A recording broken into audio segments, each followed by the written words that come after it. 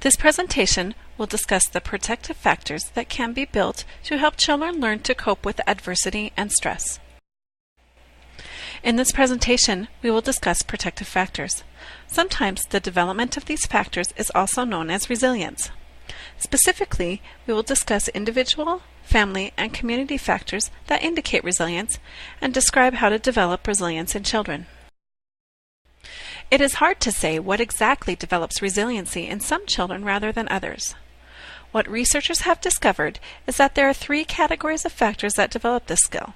There are individual factors, family factors, and community factors. We as researchers examine individual factors because we believe all children are different in how they respond to stress.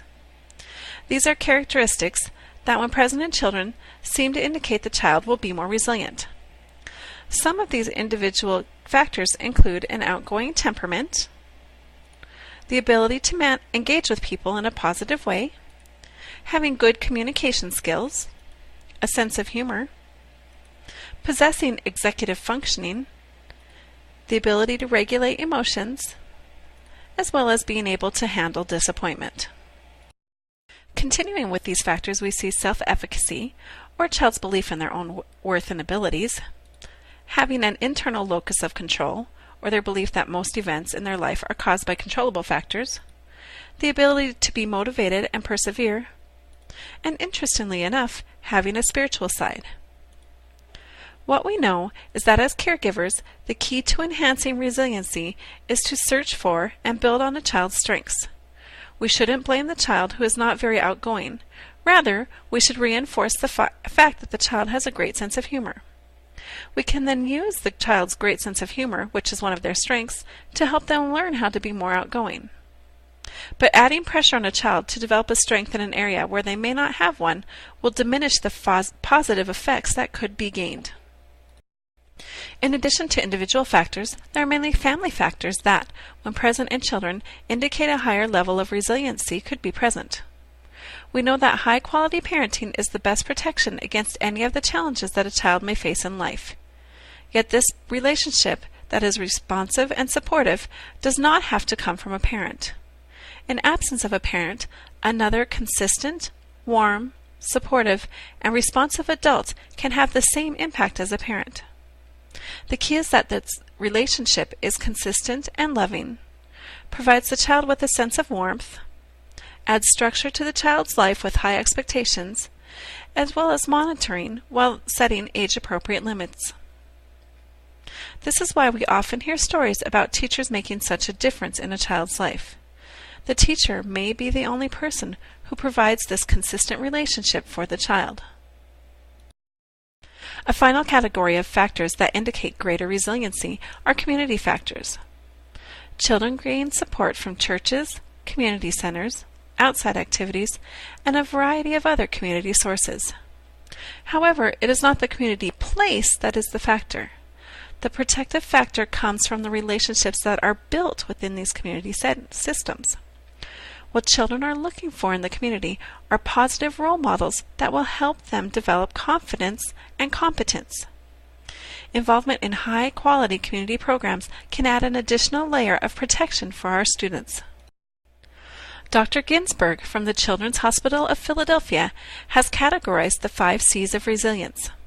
He labels them as competence, confidence, connection, character, contribution, coping, and control. While he and all researchers agree there is no simple answer to guarantee resiliency, there are things we can do to make it more likely to occur. Let's take a moment to examine the concept of competence. We want children to develop confidence so that they feel they can handle any situation. Children develop competence through success in activities. But it is not just by being successful. It is by being successful in a challenge and being successful in repeated tasks over time. We can help children develop competence by empowering them to make choices. This is yet another reason why choice making is so important in early childhood. Even little things like choosing their own clothing will help children feel competent.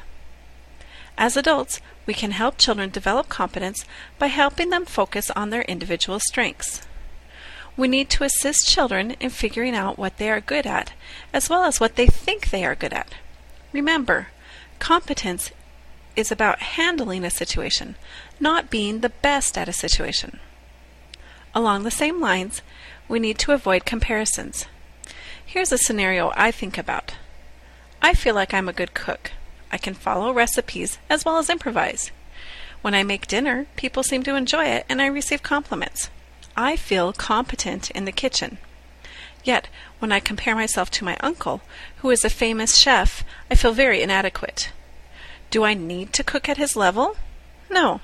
I need to have a competence to be able to overcome the challenge of cooking with limited ingredients I have in my kitchen because I've not been to the store recently.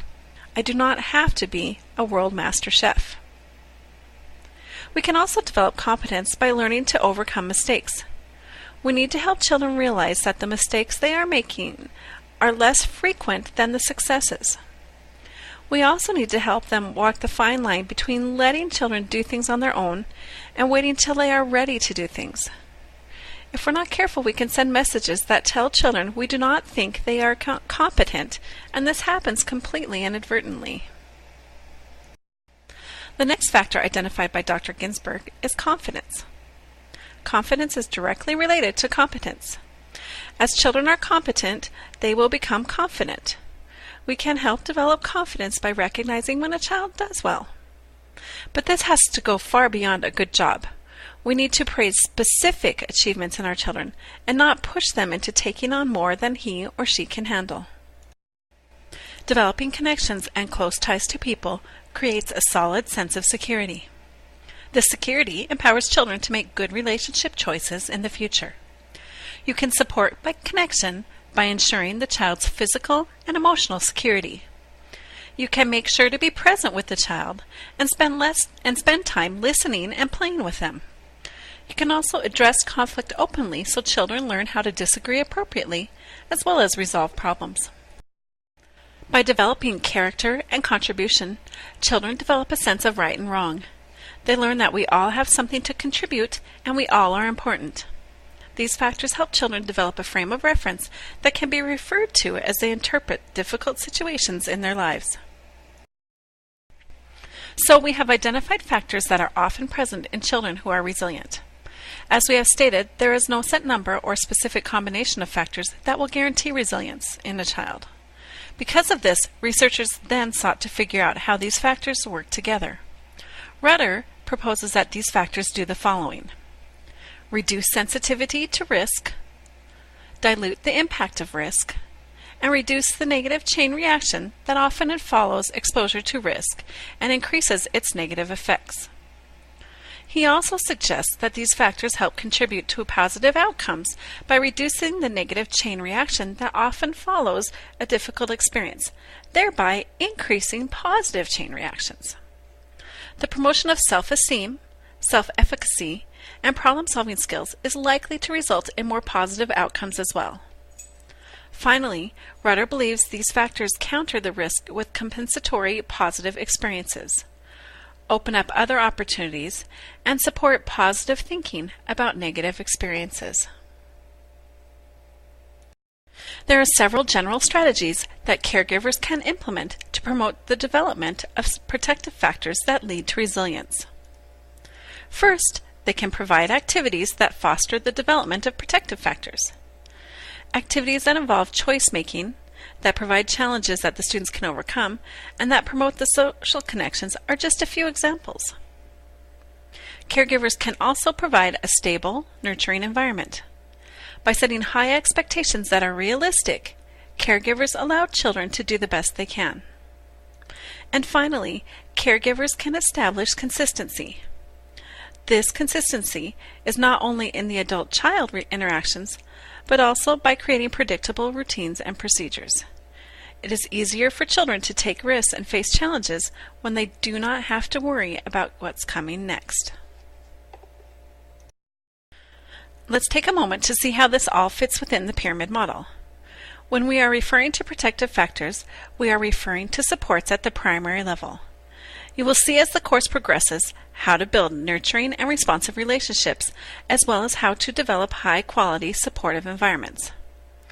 As we discuss these with even more specifics, think about how these concepts are directly related to resiliency, and it will help you again see why prevention is the most important child guidance strategy teachers can utilize.